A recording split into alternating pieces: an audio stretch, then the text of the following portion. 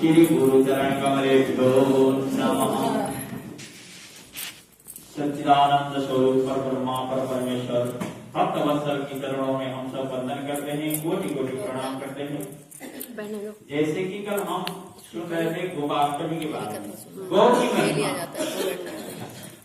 और सभी भक्तजन गौ के निमित्त जो यथाशक्ति उन्होंने गौ के निमित्त भोजन की व्यवस्था की, सभी को धन्यवाद। और आगे भी गौ के लिए सेवा करते रहेंगे। कल मैं ये कह रहा था कि गौ की भगवान तुलसीदास की गौ की क्या, जब गौ माताएं नष्ट हो जाती है तो भूकंप जैसे ऐसे अनेक प्रकार की आपदाएं आती है, तो इसलिए आजकल नदियां भी सूख रही हैं। जो पहले दूध की नदियां बहती थी, गौ की रक्षा किया जाए तो फिर से वो संभव हो सकता है। जब ये गौ हत्या बंद होगी तब, तो जहां से हो देंगे, आजकल तो गौशालाएं हर जगह खुली हुई है, जहां आपकी सेवा बनती हो। गौशाला के निमित्त, गाय के निमित्त, गाय भी मां है, गौ के निमित्त हम यथाशक्ति प्रयोग करते रहेंगे। और आज आंवला नवमी, सभी को शुभकामनाएं। तो आज के दिन पौराणिक कथा भी बहुत से अनेक, आप देखिए भगवान श्री कृष्ण भी वृंदावन से मथुरा की ओर कंस के ऊपर विजय करके उन्होंने अपने माता पिता को बंधन से मुक्ति कराया था। इसलिए आज अक्षय नवमी भी कहा जाता है। आज का किया हुआ दान पुण्यादि यज्ञादि कर्म वो कभी क्षय नहीं होगा। क्षय मतलब कभी क्षय नहीं होने वाला। और संभव हो तो आंवले के वट वृक्ष के नीचे बैठ के भोजन कराए या भोजन ब्राह्मण को कराए, या संभव न हो तो तुलसी के गमले में ही आंवले रख के आप वहीं बैठ के भोजन कर सकते हैं, साथ में बैठ के परिक्रमा कर सकते हैं। तो एक बार माँ लक्ष्मी के मन में ऐसी इच्छा जागृत हुई कि उन्होंने पृथ्वी की परिक्रमा भ्रमण करने निकल गई।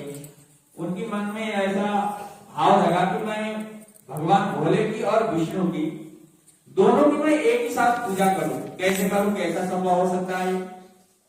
तो क्योंकि भगवान नारायण को तो तुलसी प्रिय है, भगवान शिव बिल्व वृक्ष अति प्रिय साक्षात परमात्मा। तो उन्होंने देखा कि दोनों एक बार संभव नहीं हो सकता। उन्होंने आंवले को उसका स्वरूप मान लिया और दोनों की पूजा किया है।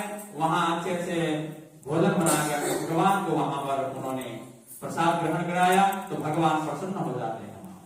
तो उस दिन क्या था? कार्तिक शुक्ला नवमी, आंवला नवमी, आज ही का दिन था।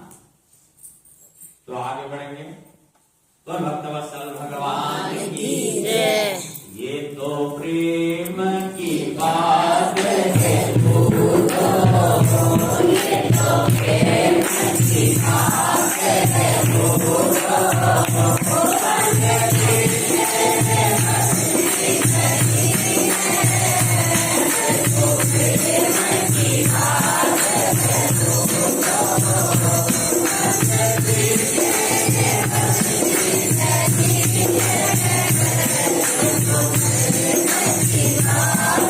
चढ़ जाए तो जीवन भर ना उतरे।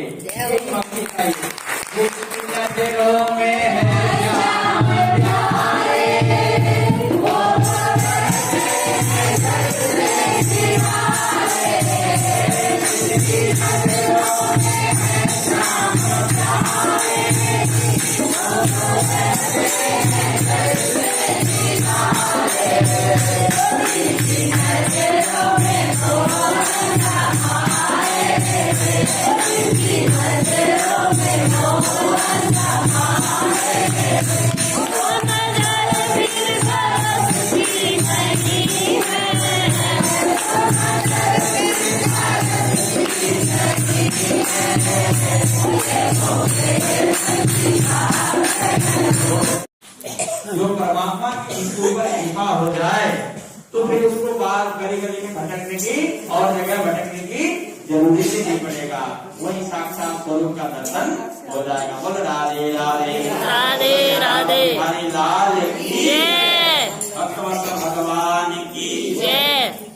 राजा विष्णु ने कहा, हे नारद, आप वेद शास्त्र तथा पुराणों की ज्ञाता हैं, तो कृपा करके ये बताइए कि किस देवताओं की कितनी परिक्रमा करनी चाहिए और क्या फल है।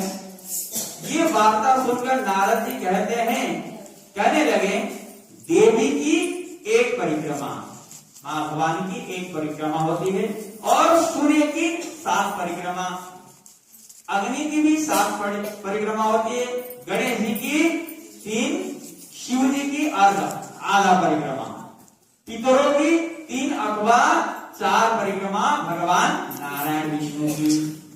इस संबंध में ब्रह्मा जी द्वारा कहा गया एक इतिहास मैं सुनाता हूं, जो कि बृहस्पति तथा इंद्र के संवाद में है। वैवस्वत मनवंतर में एक बार सब देवताओं से इंद्र ने बृहस्पति के पास जाकर उनसे पूछा कि हे गुरुदेव, ब्रह्म काल से पहले यह सृष्टि कैसी थी, इंद्र आदि देवगण कैसे थे तथा उनका क्या कर्म था।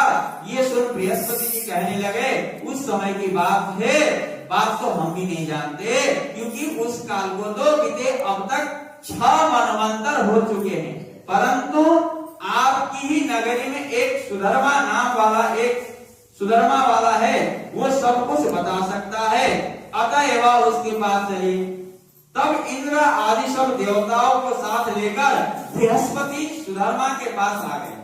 सुदामा ने गुरु जी सहित इंद्रादि देवताओं का यथा विधिवत पूजन किया, आदर सत्कार किया। इंद्र सुदामा की राज्य लक्ष्मी तथा वैभव देखकर दंग रह गए। फिर उसने पूछा कि हे सुदामा, इतनी राज्य लक्ष्मी तथा वैभव तुम्हें कैसे प्राप्त हुआ? साथ ही तुमने कौन सा ऐसा यज्ञ दान तप किया जिससे ब्रह्म कल्प से पहले की बात भी तुम जानते हो? अब यहां प्रश्न आते कि तीनों में कौन बड़े हैं? ब्रह्मा विष्णु महेश। क्योंकि एक के चरणों में से गंगा निकली, फिर एक ने चरण को धोया, फिर एक ने उसी को अपने सर में धारण कर लिया। तो बड़े कौन होंगे? तो भगवान तीनों हैं। तो एक प्रश्न भी आता कि पहले अंडा आई या मुर्गी आई, ये बात चलते हैं। तो ये भगवान की सृष्टि है। परमात्मा के उससे पहले वनस्पति की आया, बीज भी वहीं से उत्पन्न हुआ, ये कहीं से आया नहीं। ये परमात्मा से, परमेश्वर से ही ये प्रकट हुआ है। वहीं से वनस्पति या सारे जगत के चराचर वहीं से उत्पन्न हुआ है। हम लोग को भ्रम रहता है कि ये पहले कौन आया, इसी चक्कर में बीत जाता है समय, कौन आया, समय व्यर्थ हो जाता है। तो एक दिन ब्रह्म कल्प से पहले की बात जानते हैं। सुधर्मा ने कहा, हे इंद्र, जब 4 युगों की 1000 चौकड़ी बीत जाती है तब ब्रह्मा का एक दिन होता है। उस एक दिन में 14 मनु और इंद्र होते हैं। जब हम विष्णु लोक में थे तब वहां पर रहते हमारे सामने इतने ब्रह्म हो चुके कि हम उनकी गणना नहीं कर सकते हैं। उसके बाद जब हम यहाँ स्वर्ग में आए और हमने जो भी अच्छा कर्म करके इतनी लंबी आयु पाई, उसका विवरण सुनो। पहले जन्म में मैं मांस भक्षी कृत्य था। एक समय कार्तिक शुक्ल आंवला नवमी को श्री विष्णु के मंदिर पर बैठा हुआ था। एक शिकारी ने आकर बाण मारा, जिससे घायल होकर मैं विष्णु मंदिर में आ गया। वहां आकर गिर गया। उसी समय मांस के लोभी के कुत्ते ने आकर मुझको पकड़ लिया। उसे देखकर अन्य कुत्ते भी वहां आ गए। वो कुत्ता उनसे डरकर मंदिर के चारों ओर चक्कर लगाने लगा। अन्य कुत्ते भी उसके पीछे पीछे भागते रहे। इस प्रकार सबकी प्रदक्षिणा हो गई। इसी बीच मेरी मृत्यु भी हो गई। अब प्रदक्षिणा से भगवान अत्यंत प्रसन्न हुए और मुझको अपना परम पद को दे दिया। ये बात सुनकर इंद्र अत्यंत प्रसन्न हुआ और उन्होंने भी विधि पूर्वक भगवान का पूजन और प्रदक्षिणा किया। नारद जी कहते हैं, हे राजन, कार्तिक शुक्ला नवमी आंवला नवमी सत्य युग की आदि तिथि है। उस दिन भगवान की पूजा, प्रदक्षिणा, व्रत, दान, तप तथा यज्ञ करने से कई गुना फल प्राप्त होता है। यदि कार्तिक कृष्ण नवमी को मथुरापुरी में जाकर भगवान का पूजन और प्रदक्षिणा की जाए तो उससे अनंत फल की प्राप्ति होती है। आज के दिन मथुरा से वृंदावन की परिक्रमा भी होती है। आज के दिन लगाया जाता है। प्रदक्षिणा करके जितने पग होते हैं उसके उतने ही कुल वैकुंठ में वास करते हैं। यदि मथुरापुरी बहुत दूर हो तो अन्य किसी धार्मिक स्थान पर प्रदक्षिणा करें। यदि यह भी संभव न हो तो ब्रह्मा विष्णु की प्रतिमा, गौ या गाय के स्थान, तुलसी या शालिग्राम की मूर्ति की प्रदक्षिणा करें। समुद्र सहित संपूर्ण पृथ्वी की परिक्रमा करने से जो फल प्राप्त होता है वो तुलसी या शालिग्राम की प्रदक्षिणा करने से प्राप्त हो जाता है। कार्तिक शुक्ल पक्ष की नवमी को गौ, ब्राह्मण, देव मंदिर, तुलसी वन, चतुर्वैरागी परमहंस, जीवन मुक्त, गृहस्थ, वेद, उपवेद तथा पुराणों के ये सब ग्राम में ही वास करते हैं। इसलिए ग्राम की प्रदक्षिणा करनी हो तो प्रातः काल उठकर शौच स्नान आदि से निर्मित होकर, नित्य कर्म से निर्मित होकर कमंडल हाथ में ले और ओम नमो भगवते वासुदेवाय इस मंत्र का जाप करता हुआ सूर्य उदय होने से पहले ही आरंभ करे। ब्राह्मण, देव स्थान, तुलसी तथा शालिग्राम की मूर्ति की परिक्रमा सूर्योदय के बाद कभी भी कर सकते हैं। सूर्योदय के बाद कभी भी हम कर सकते हैं। बोल विष्णु भगवान की ओम नमो ये guys, Radhe Krishna, welcome back to my YouTube channel. दोस्तों, आप सब लोगों का मेरे यूट्यूब चैनल पर बहुत ज़्यादा हार्दिक अभिनंदन है। तो दोस्तों, आज है आंवला नवमी और आंवले जो है वो आज विष्णु भगवान को चढ़ाए जाते हैं और साथ में 108 फेरी भी लगती हैं। तो आज हम 108 फेरी करेंगे, मतलब 108 चीज़ें पहले गिन के रख लेनी है और फिर 108 फेरी लगानी है। और आंवले भी आज विष्णु जी को चढ़ते हैं, तुलसी जी के आगे चढ़ते हैं। तो चलिए भी फटाफट। और आज मैंने पहन लिया है नया ड्रेस का लुक, और ये कैब भी हम लाए थे मनाली से, मतलब हिमाचल से हमारा ये ड्रेस सब सेंस है। तो फटाफट मैं हो गई हूँ रेडी और निकलते हैं मंदिर के लिए। सुबह सुबह के जो है वो बजे हुए हैं 5। तो चलिए दोस्तों, आपको आज कथा सुनने को मिलेगी।